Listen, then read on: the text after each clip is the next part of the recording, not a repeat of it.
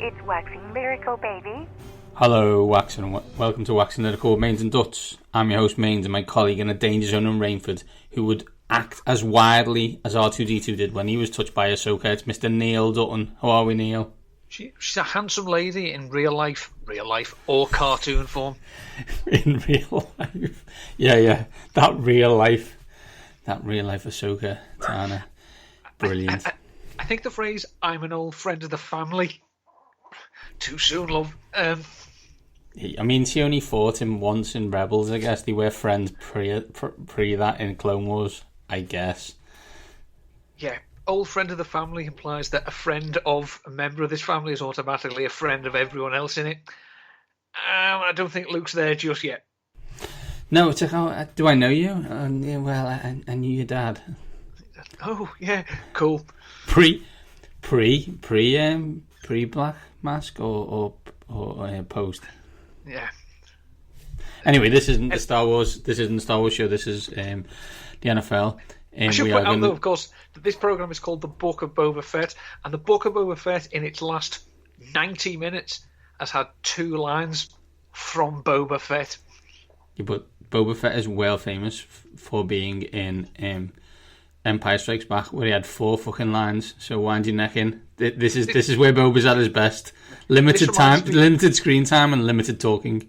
Yeah, it does remind me that Patrick Stewart has a starring credit in both the TV versions of Tinker Tailor Soldier Spy and Smiley's People, despite the fact he only appeared in 1 episode of both for about a combined 3 minutes and didn't speak a single line. Almost as good as Mark Hamill being starring in The Force Awakens and not having a single line and only being in the last scene. Amazing. Get that bag of cash, everybody. Back to the NFL. This week we are going to go through the championship round, look at the losers and see what's next for them. There's a couple of small bits of NFL news since the last time we were on, Neil. We'll come to them. One we hinted at. We did. And it wasn't... Did we hint at the class action lawsuit? No. Okay, it was the Brady thing, right? Okay. And then we're going to do award season. We're going to look at the awards and give who we believe we think should win, not necessarily who silly journalists who are going to give them to. But we will get to that when we can. But let's first of all plug into the mains and talk about the championship round losers. As we all predicted, Neil, the Cincinnati Bengals gave the Kansas City Chiefs a plus 20 points head start and beat them. That's just how we all sort of playing out in our head. Again, for the second time in 5 weeks.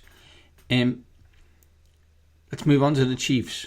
I think, first of all, I'd just like to say, we're going to say, what is next and how do you fix it? How did they get over the hump? This team has been to the AFC title game 4 years on the run and been at home all 4 times. There's no hump to get over. We will discuss Tom Brady later, and I do believe that him and Bill have broken everybody's idea of what success is in the NFL. However, we still will talk about the Chiefs in a kind of how do you fix it. How do we stop Patrick Mahomes and make him leave his cape at the door? And what I mean by that is, no one is suggesting, although we were at week 6, that there's a brand new defense called, the Tampa 2 that can stop him playing. However, I do think that when the Bengals rushed 3 and dropped 8, the home run play that he consistently looks for is never there, and it seems like he won't just take the easy yards. And how do you stop that from happening?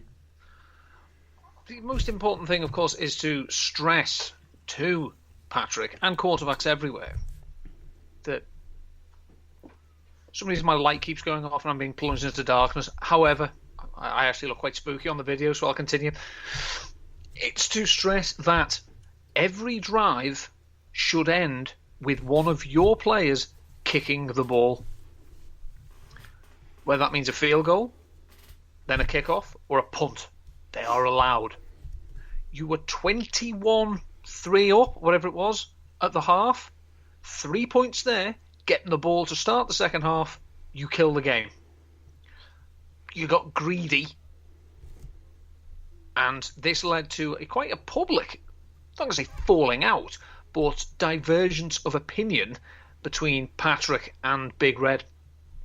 And I just wonder whether that shook Mahomes more than he has been shook in the past. Because, quite frankly, we've said in the past, a Mahomes bad game is still a very good game. You know, his worst game that I ever saw was last year's Super Bowl, where he wasn't bad because of himself. Agreed. The second half and overtime last Sunday was the biggest pile of shit I have seen from a Kansas City Chiefs quarterback since Matt Castle was in red. The thing I find unbelievable about it was how good and how easy it was in the first half. That if someone were to tell you now that Patrick Mahomes is going in for shoulder surgery, or Patrick Mahomes, while going into the locker room, got a concussion and they hid it and he continued to play, I'd believe both of those things. Yeah. I don't know how, even if you do change defense, which is good, how it can go from being so good to so bad. I mean, we're in a text group and I think 3 out of 5 of us called the game at 21-3. Like, why, in theory, let's just fast forward, let's sim to end and get the other game on, because it's late here in the UK and we'd quite like that. I do find it, though, ironic, and I guess if we move on to the Andy Reid of it all, that you are a Andy Reid survivor, and that's a horrible thing to say. I think you went to how many? 5 NFC title games and won 1? 5 title games, 1 Super Bowl, yeah. Yeah, okay. Which most teams would, bite your hand off for. However, the Andy Reidness of this was evident in the fact that the Cincinnati Bengals were basically begging him to run it 8 yards a play, of which he could do at will, and he chose, or his quarterback chose, to not do that. And we will talk next week about what the Bengals need to do to win against the Rams, and it will be not to fucking run on first down every single time. However, anyway, the irony of that is, how could Kansas City have won this game? Would have been probably running 10 more times. They go 24-3 up at half time. That should have been the last pass Patrick Mahomes threw. Probably. It sounds stupid and simplistic, but yeah, they were rushing 3 and dropping 8. You run against that. They have playmakers in their secondary. This is what you need now. You don't shut the offenses down. You certainly don't shut the Chiefs down. You have to make plays. And Von Bell and Jeremy Bates. Jesse Bates. Jeremy Bates is an inept former offensive coordinator who, tried to help the Jets and the Dolphins as well, I think. Yeah, they made plays, but the way they were set up, that literally should have been look, Clyde Edwards-Helaire, you're approaching bust territory. You are. Shouldn't have been taken in the first round. That's not your fault. But you're not producing. That should have been his Raheem Mostert game from 2 years ago. If you remember, literally just keep feeding him till he pukes and let him run all over him. But they got tight. Now, the thing about Big Red in championship games is, in his defence, and I'm going to defend him here, with the Eagles, in 2001 they played the greatest show on turf and took them close. 2002 they played the Buccaneers and Donovan McNabb was horse shit. In 2003 they played the Carolina Panthers and McNabb was worse than he'd been a year before. In 2008 the Eagles were winning but left Kurt Warner, that man again, too much time with Larry Fitzgerald. So 2 of those 4, they won the 5th one obviously. 2 of those 4 his quarterback let him down. Who did they beat in the 5th one, Neil, for those who were unaware? It was Michael Vick and the Atlanta Falcons. Yeah, okay, sorry. So yeah, his quarterback let him down. I think play calling wise and the performance of his quarterback let him, Mahomes, and the Chiefs down on Sunday, because they were done. Finish the game. Drag it out. Close it up. Run it. Trust to the defense, and just say to Patrick, keep your arm cool. because we're going to be placing Aaron Donald in 2 weeks, probably.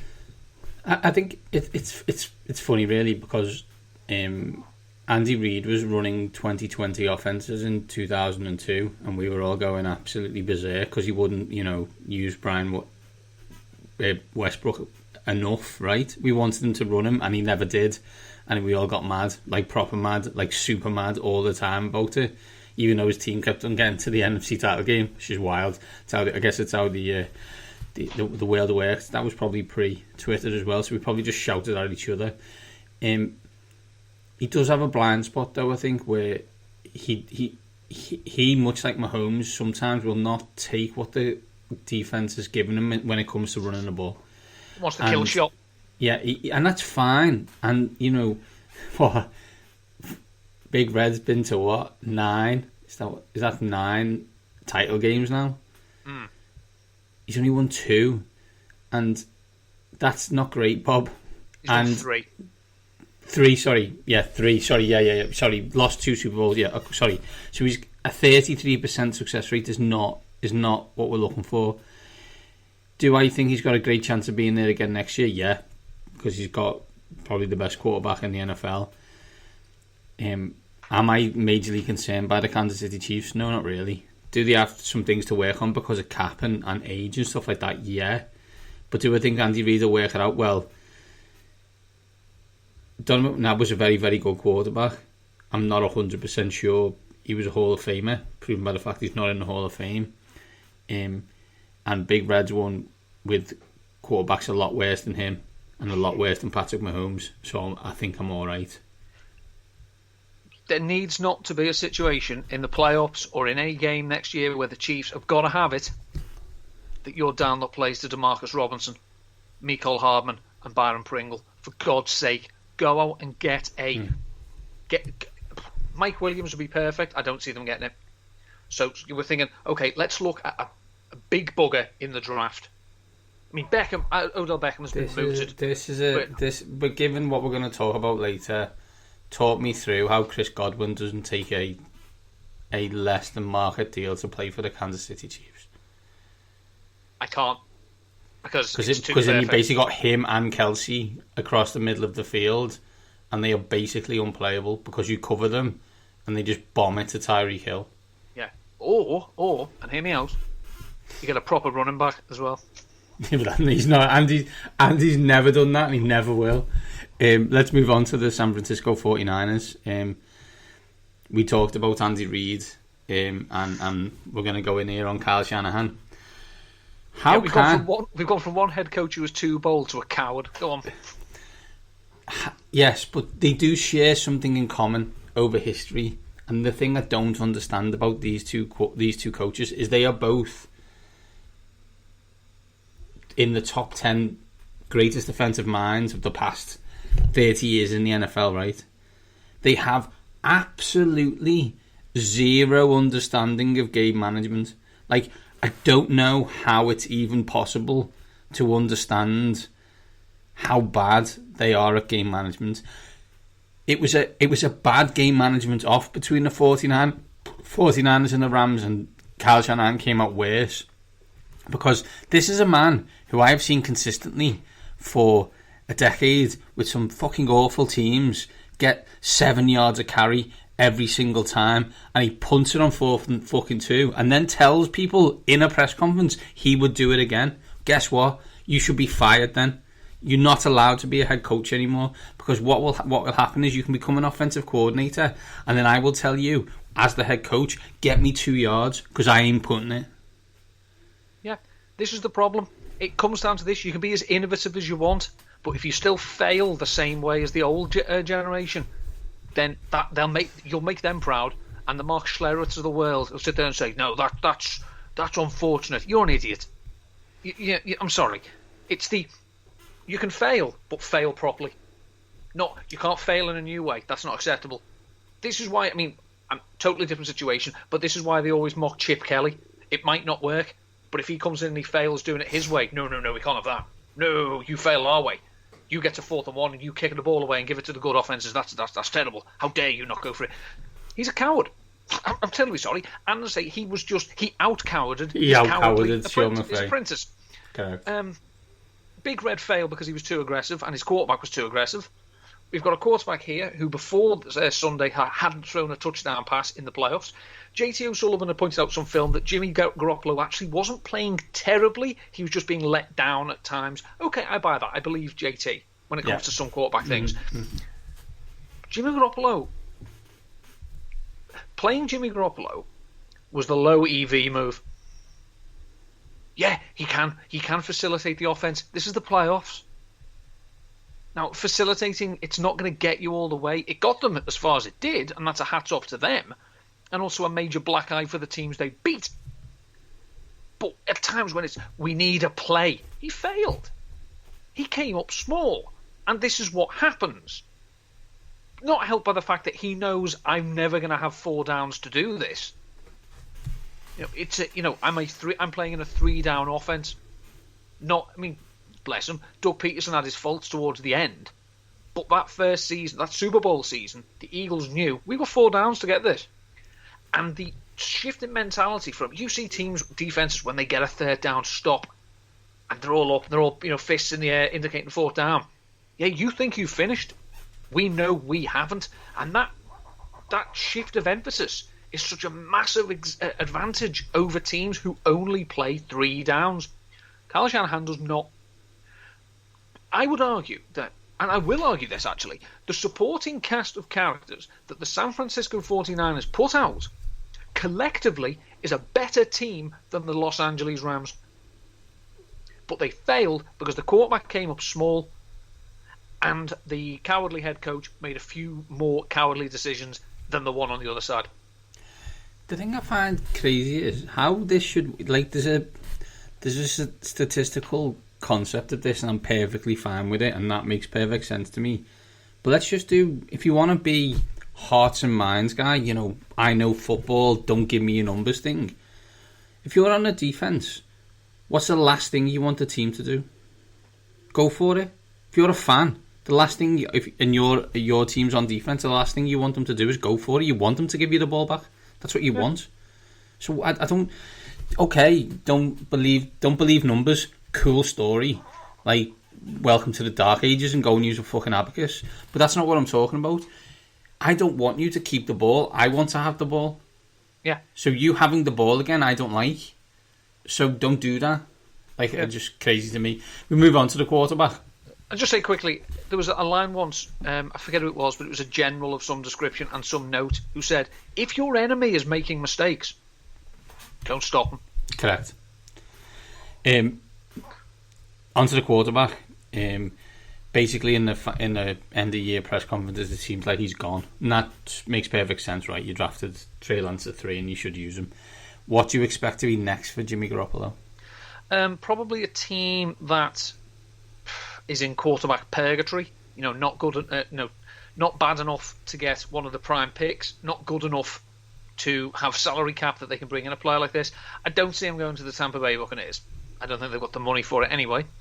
I think we're going to look at a team like, and he'll regret coming back to the AFC, but a team like Denver or Pittsburgh, a team that's not a quarterback away, although the Broncos perpetually seem to be a quarterback away and just can't seem to get out their own way. If you're those two teams, there's a logic tree to getting Jimmy Garoppolo, right? I'm surprised you didn't mention the Commies, who we'll come on to later, but they're the type of team that I would expect Jimmy Garoppolo to go for.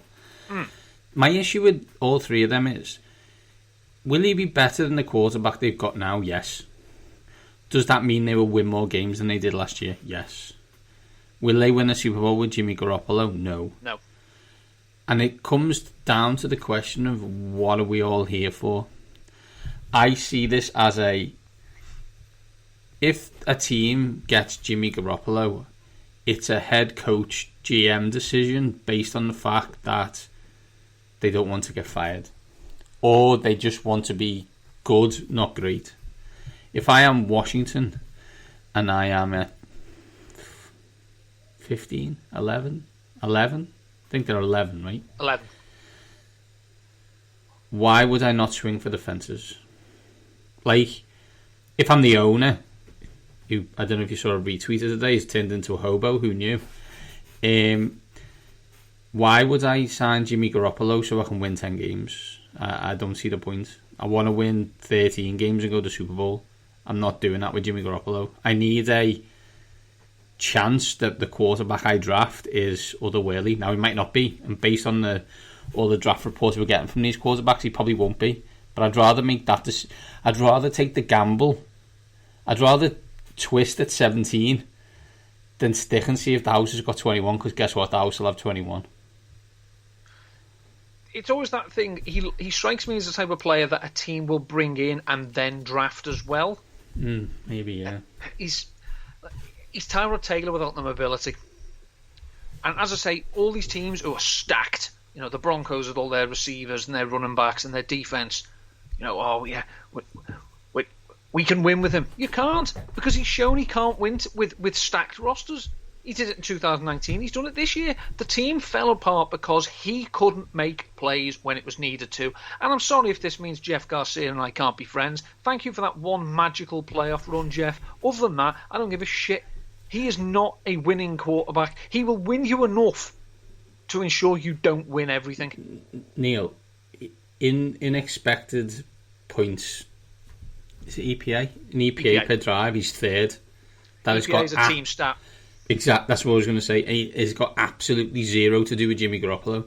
That is where Kyle Shanahan's at his best, because it takes away the fact that a 4th and 2 and this fucking owner on the 50 of punter doesn't take that as an EPA play, right? Yeah. It's only on passing plays. So, is Jimmy Garoppolo going to be put with someone who has as good an offensive mind as Kyle Shanahan? No. Therefore, he will be worse than he was for the San Francisco 49ers. Therefore, I do not know why you want him, unless you want him to model shirts and underpants for you. Yeah, he doesn't take deep shots, so he hands the ball off to incredible playmakers who can rack up yak. Therefore, EPA goes through the roof. Well, you know, if he's not going to take deep shots and he's not going to have playmakers who are so good with the ball in the hands like Kittle, Ayuk, and of course Deebo Samuel, who, by the way, can we end this running back shit? Yeah, he's a very, very good running wide receiver, but these should be mixed in. You're making him a running back, and now his contract's up. I can't control what the contract will be. I think you can, Deebo, because they're going to pay. It won't be top of the range because you're not that type of wide receiver, but you won't see the deal out because you'll be broken. Let us move on and let's talk about the NFL news. Neil, just what everyone wants to hear, two middle-class white guys from England talking about a class action lawsuit about racism in the NFL, but it's got to be done. Brian Flores brought forward a class action lawsuit against the NFL. I was going to say insinuating racism in the hiring process. I think that's like, I don't know if I should. I suppose I should say insinuating for legal purposes. I don't think, like, but come on, let's not play a game. The NFL is wrong. There's one African American coach right now, or coach of colour, I guess. It's Mike Tomlin. There's Ron Rivera. That is it. And what seems to be the issue is not only do we struggle to hire minority coaches, they are not put in positions to be hired, and when they are hired, they are the first people to be fired.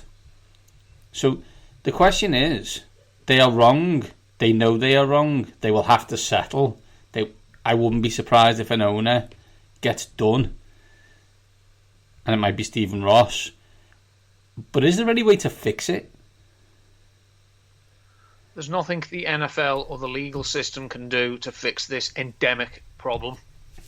That this sport is controlled by white old men.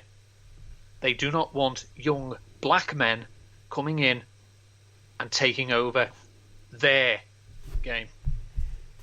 This league has been, put this way, when this league started in the 20s, black players were allowed.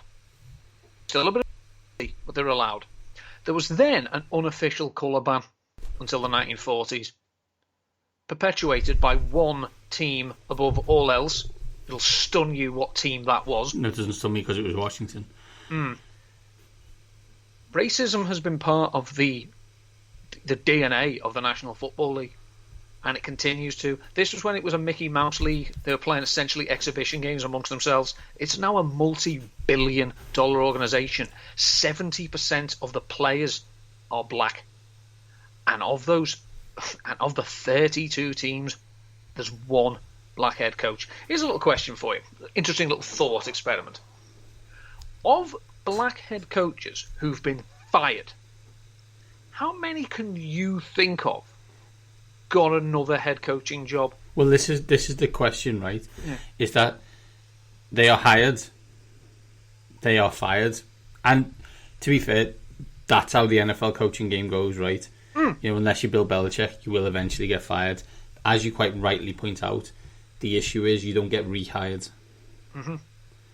The only one I can think of, I'll probably be wrong, but the is only Art one Shell got rehired by the Oakland Raiders?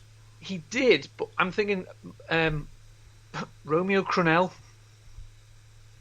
got fired by the Browns, went to Kansas City as defensive coordinator. They fired Todd Haley. He got the interim job and then got it full time, and then he was fired. He's the only one that jumps out at me. I may have forgotten someone, and I feel really guilty about it. But let's see, if you think of some black head coaches, and I don't mean rehired as coordinators, because the league is fine with that. The league has made it more than happy that you can call our offense, our defense, our special teams, but you're not standing up there. So let's look. I mean, Raheem Morris, he's being talked about. Todd Bowles, being talked about. Leslie Frazier, talked about. Jim Steve Wilkes. Caldwell. Jim Caldwell, there's one. Fired. Rehired. Fired again. But And they fired haven't won again since. after a franchise that perpetually lost. Perpetually won under him. But it wasn't exciting enough. So we had to hire Matt Patricia, who made them a laughing stock. Which surely elevates the job Jim Caldwell did. And Jim Caldwell still can't get hired. Like, what are we even talking about here? Yeah. Like, that's ridiculous. There's one person, I mean, like Vance Joseph got the head coaching job with Denver after one season as a defensive coordinator. Now, his head coaching wasn't very good with Denver. No shit. He's inexperienced at running one side of the ball. Now you want him to run an entire organisation. Oh, his leadership skills. Yeah, but he's not fine-tuned the skills that should make him an ideal head coach. So you've hired him ridiculously early to fire him and close the door. That's Raheem Morris. Yeah. Same. 32, 33. He was the youngest head coach. Yeah, exactly. Yeah.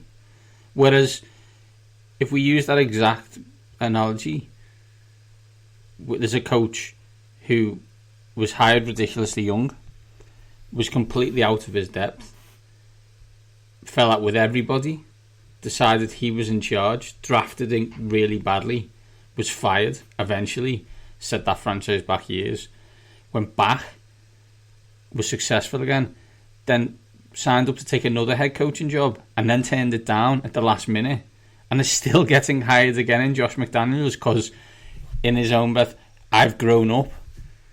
Like, cool. Like, that's a great story, and congratulations to Josh. But, like, you know, no one will hire Brian Flores because he got a bit angry in a few meetings and allegedly won games that his owner wanted him to lose. It's just crazy to me. If we move on to the fallout, unfortunately, and I think it's ridiculous, that just because he said this, Brian Flores may never get another head coaching job, which is crazy to me. Like, I don't know. There's issues with some of the decision making in Miami over the last few years on offense. Okay, he's not an offensive coach. His defense was excellent, if not brilliant, and they played really hard for him, and they went on winning streaks multiple times. So he gets fired. Okay, agree or disagree. Everyone was stunned by it. if it's another head coach of a white head coach, you would expect he'd say, okay, I made a few bad mistakes. Next time, I'm going to grab my wagon to a real offensive mind, and we're going to do it together. Because I tried to get too involved in the offense, and that was wrong, and I won't do that again. But it sounds like they just were like, no, you're just not even going to be involved anymore. It's like, okay, I'm interested to find out from a franchise point of view what Miami have to say, what Denver have to say, and more especially what the Giants have to say. Because right now they've just hired a GM and a head coach, and there's a timeline where that they could already be broken before they've even played a game. In an ideal world, this is the moment that blows it all up, that shatters it, that basically makes the league sit and look at itself and realise that what it's been doing, in some cases with knowledge, in other cases with ignorance, but as a collective entity, what it's been doing is wrong. It is unequal, and it needs to change.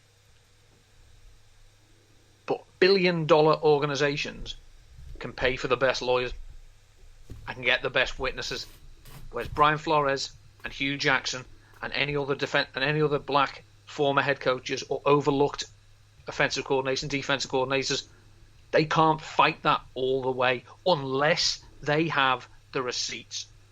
If they've got the receipts, this could be very interesting. I just hope they have. If we look at it at a highest level, there's 32 teams in the league, and I think, with the possible exception of 3, all of them have got something to answer for. The 3 are the now Las Vegas Raiders. They are the Pittsburgh Steelers, and they are the Cincinnati Bengals. Ironically, Neil, as we talk about this being a group of rich white fellas, 2 of those are the poorest of the white fellas. Interesting. Let's move on. I don't know if you know, Neil, but Tom Brady retired this week twice. So good he did it twice. Well, he did it once. He really didn't like that Jason Lackenfora, Ian Rappaport and Adam Schefter told everyone he was going to do it first, though. And Jeff Darlington, don't leave And him Jeff out. Darlington, who knew Tom Brady was going to Tampa before Tom, but obviously would have got this wrong. Oh no, he wouldn't. I have 2 questions, Neil. First thing for you is, what's the first thing you will think of when someone says Tom Brady to you? I sent out a message to all the group saying, can you tell me, in your mind's eye, when you think, what was Tom Brady's greatest play? Because I can't think of one, a situation where everything's going to shit and all of a sudden he spins, it makes a spin move, he makes a man miss, and then he fires it. He performed the mundane at such a high level and such an efficient level that he created a situation where heroics were not necessary. Because heroes only emerge in times of chaos. Tom Brady doesn't do chaos. So he was the master of executing the offense the way it was supposed to be. That's my abiding memory of him. He knew the plan and he executed it mercilessly. I mean, the highest praise I said 5 years ago, anyone saying he's the greatest quarterback of all time is wrong. And I listed all these reasons why. And the big one for me was Joe Montana was the best big game quarterback of all time. I still stand by that. Joe Montana was an excellent big game quarterback. The Eagles won the Super Bowl against them. It's been mentioned. Tom Brady had the living piss beaten out of him by that Eagles front four. The Eagles kept scoring on offense. He had lost that game 6 times, but no one had told him. He kept getting back up. And it was like, I was watching this with our friend Charles, another Eagles fan, and at no stage until that clock hit all the zeros did I think the Eagles were going to win it, because Tom Brady was still on the field. And this was it. It wasn't the... Yeah, he had it, at times his arm got better, it seemed, as he got older. But it was never here comes the bomb. It was death by 1,000 paper cuts. It was always he's going to do this. He's going to do this. And I think it's the fact that, the last game he played, he comes back from a 27-3 deficit and doesn't win the game. That surprises people. Well, what is that nobody was shocked that he came back. Like, that was like, that was an amazing game, wasn't it? Tom Brady came back from 27-3. Like what? Pardon? How is that even possible? I've got a stat for you. We don't like the Dallas Cowboys. I think that's fair to say. However, it should be noted the Dallas Cowboys were founded in 1960 and are one of the most successful and famous franchises in the NFL, if not in all the sports. They've won multiple Super Bowls in multiple different periods and have been a fantastic team. They have won less playoff games than Tom Brady. Now, I'm not saying, oh look, Tom Brady's won more playoff games than the Detroit Lions or QB wins. Yeah, but he has won more playoff games than the Dallas Cowboys. That's crazy. Do you know a stat I heard today? It was on the Good Football Show with friends Pat Doherty and CD Carter. This is how long Tom Brady has been in the league. He threw 300 passes to a player that was an 8th round draft pick. How many years have you watched the NFL when Tom Brady hasn't played, Neil? This 2022 will be my first. I can officially say back in the day, because everyone will have gone. It's literal insanity. Where you say you haven't got to play, I have. I will have a play forever, and it's biased because it's to my favourite player of all time, which is Randy Moss. If your play isn't the Jets game, the Dolphins game, where he just first game up and he throws this absolute rainbow straight into Randy's hands as Randy seems to be jogging 70 yards further down the field, you're completely wrong. Tom Brady had 3 Hall of Fame careers. Tom Brady's broken the NFL because there's a load of quarterbacks who've won 1 Super Bowl that we all are now calling failures. Whereas before he appeared, Dan Marino was one of the greatest quarterbacks of all time, and he'd won none. I don't know if we'll ever fix the NFL because of Tom Brady, but the NFL is probably better for him, and there are probably 15 to 20 teams who are thanking fuck that he is gone and never darkening their door again. Just imagine, you're a youngster, taking your first steps into professional sport, whatever the sport is, and thinking, if I work hard and if the stars align and my team makes the right investments and we all pull together, maybe one day, God willing, I'll be thought of as the greatest of all time. And imagine being that lad and coming into the NFL knowing there is fuck all chance of that ever happening. You can't shoot for that goal. It's out of your reach.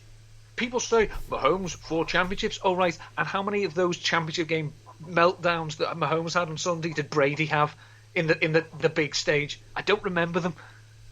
Because I said, no, Mahomes can win 7 Super Bowls, but he lost to Brady. So it's not all about head-to-head. Tell me that after Mahomes has won 7. And see how many people are using that as a divider. Final thing of NFL news, Neil. We have a new team in the NFL, the Washington Commanders. I keep on reading it and thinking Commodores. It should be Commies. They are easy like a Sunday afternoon, to be honest. Correct. It will be Commies from me from now until the future because it's one of the most ironic names that a team's been given in America ever.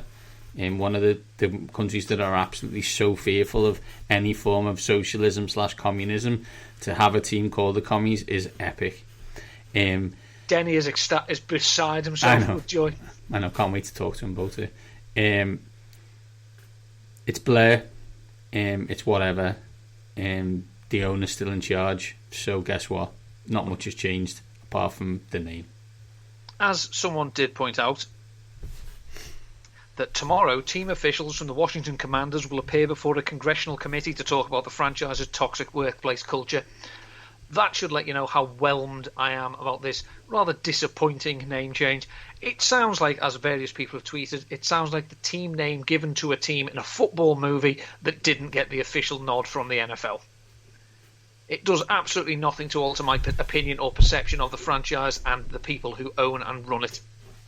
Correct. What I would say is names are always shit to start with. They only become good if you become good. So step to it, Washington.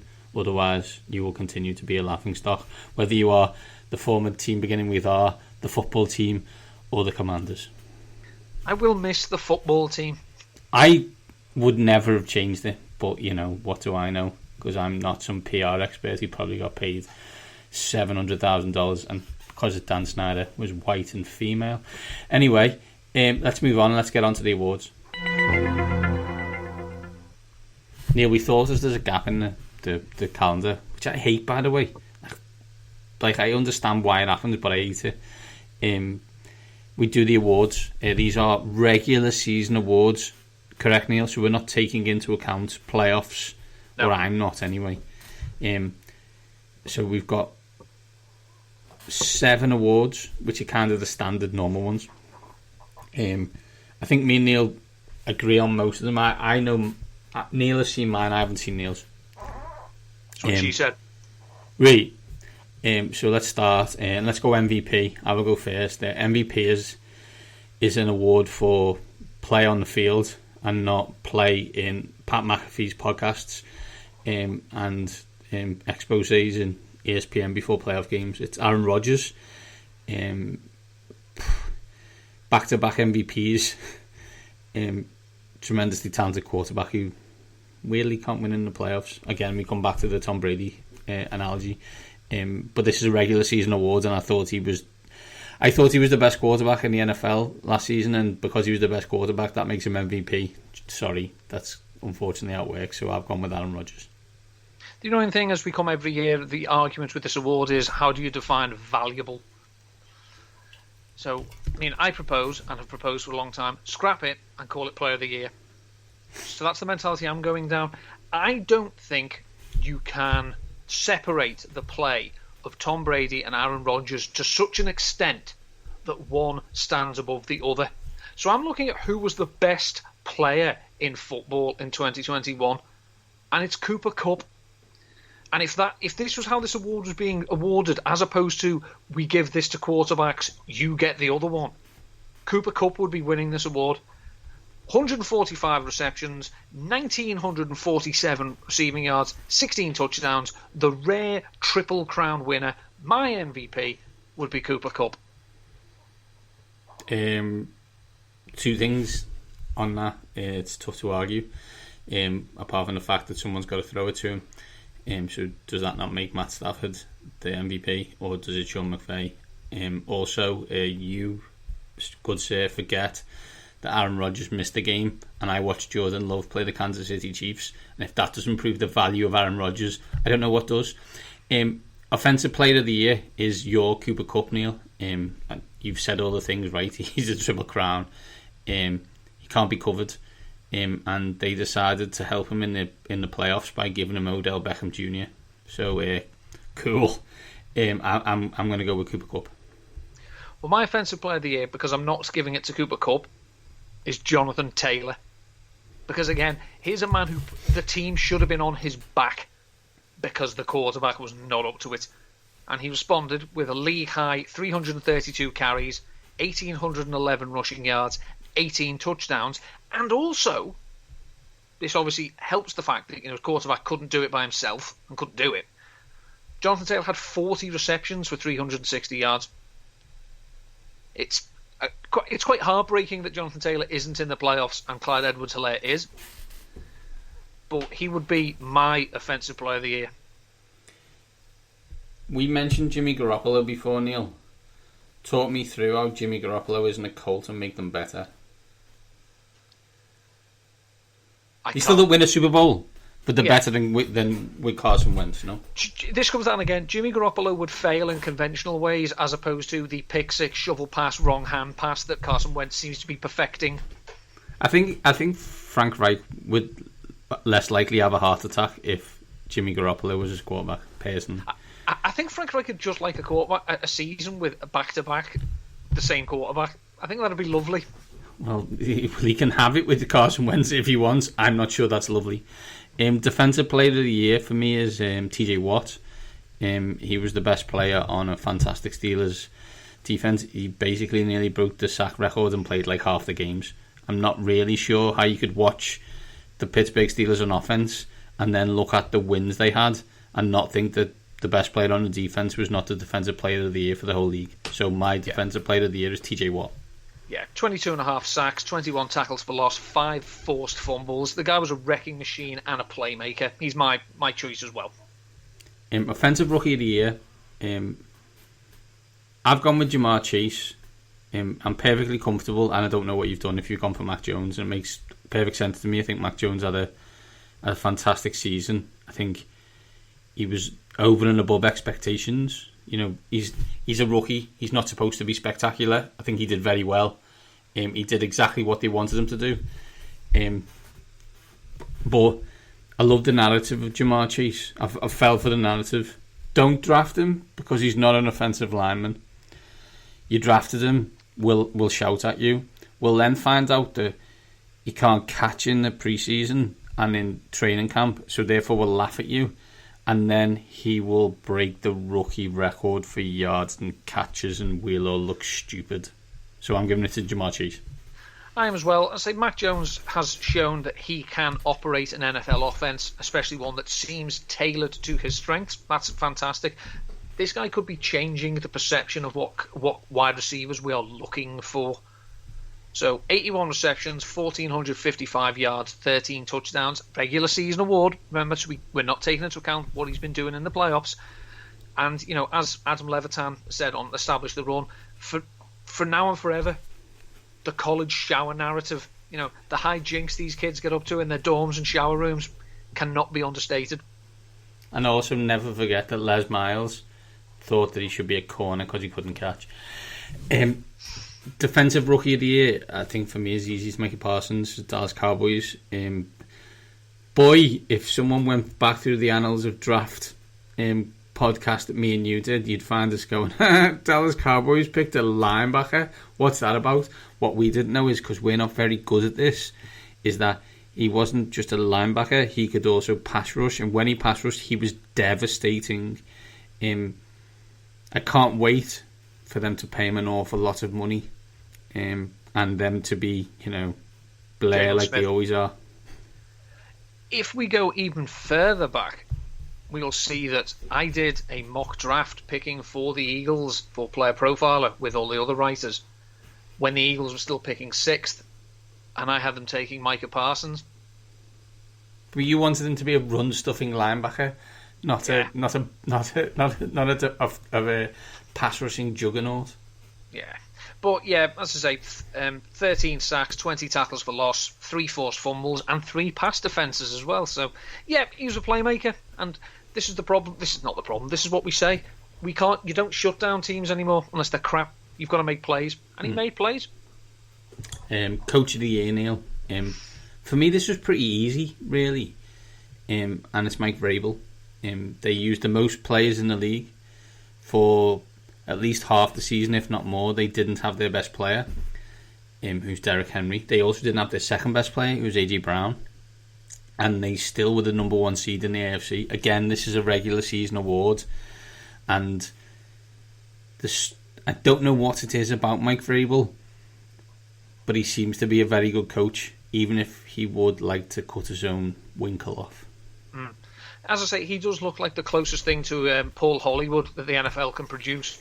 Although I imagine the Vrabel handshake would be a lot more violent. Yeah, I say they used 91 players this year. For, you know, those keeping track at home, you're allowed a 53-man roster during the season, 46-man roster on game day. They used 91 different players. You have that type of turnover, and to get the number 1 seed, full feed bollocks, you are what your record is. Who did they beat? They beat Kansas City, the Rams, the Chiefs, they the Bills. He beat all these teams. So yes, the AFC South is toilet. That is never to be underestimated. But they also beat good teams too. Yeah. It's ironic as well that when people, I did see someone the other day say, see, Vrabel's an example that not all Belichick guys are failures. He never coached for Bill Belichick. He just played for him. He coached with Urban Meyer in Ohio State, so let's not open the Urban Meyer coaching tree. Thank you very much. Comeback player of the year, Neil. For me, it's Joey Covers. It's new Joe Montana, Mr. Joe Burrow.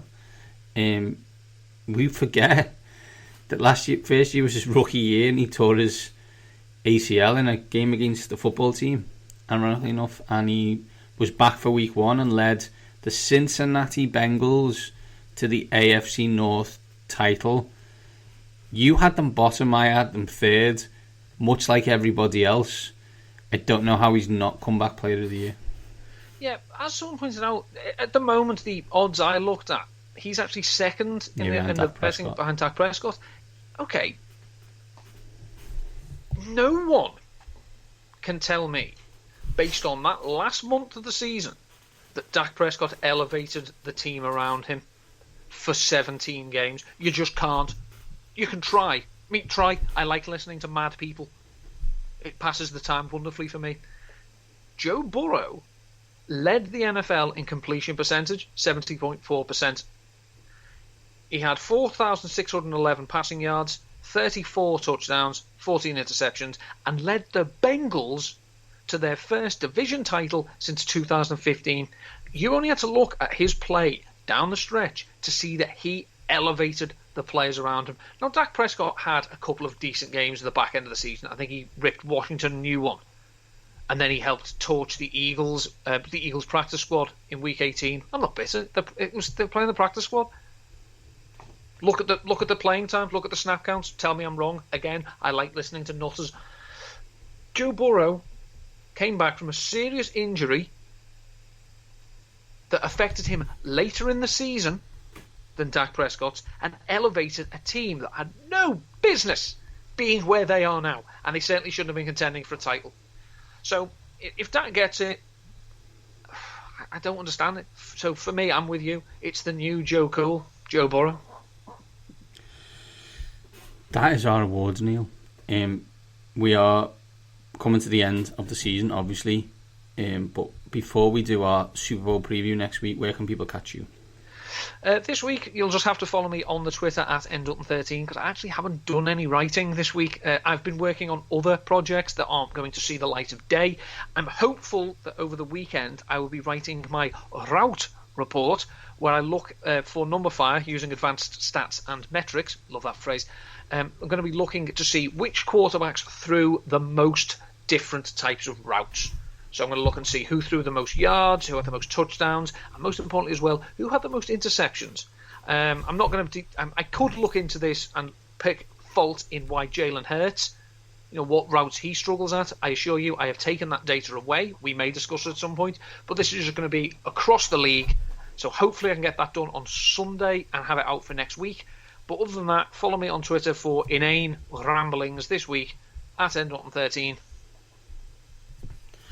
I'm at Maindy7, combined with at waxing_lyrical. There was supposed to be a touchdown.co.uk touchdown review, but the producer balls it up.